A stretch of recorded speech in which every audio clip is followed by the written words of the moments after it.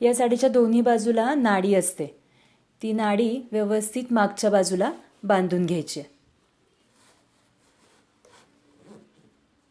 अशा पद्धतीने मागे नाडी बांधून घेतली आणि लगेचच काष्टा आणि पदराचा जो भाग आहे तो एकमेकांना पिनेने जोडून घेऊ, म्हणजे दोन्हीकडचा जो भाग आहे तो व्यवस्थित झाकला जाईल आणि पदर घेतल्याच्या नंतर मागचा भाग पुढे खेचला जाणार नाही. इथं पिन लावून घेतली आहे आणि अशीच एक खालच्या बाजूला पण पिन लावून घेतली.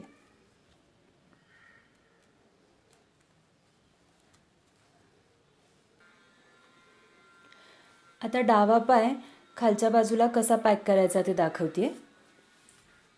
इथे आतल्या बाजूला तिरकं घेऊन फक्त एक पिन लावायचे अशा पद्धतीने, जेणेकरून हा जो डावा पाय आहे तो झाकला जाईल.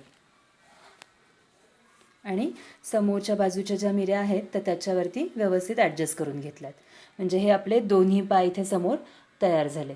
आता आपण पदर कसा घ्यायचा ते बघूया.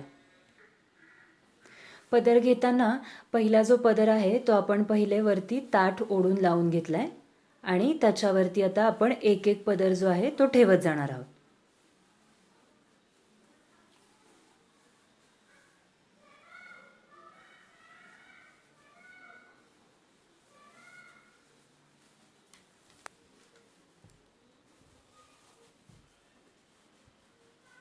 अशा पद्धतीने एक एक पदर त्याच्यावरती ठेवत जायचं आहे. किती छोटा हवा आहे तुम्हाला समोरचा काठ त्या पद्धतीने शेवटचा पदर घ्यायचा आहे.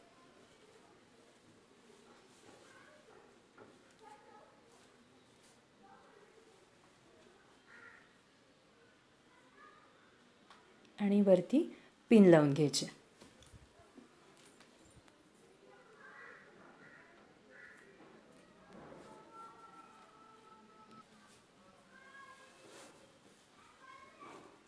सगळ्या चुण्या व्यवस्थित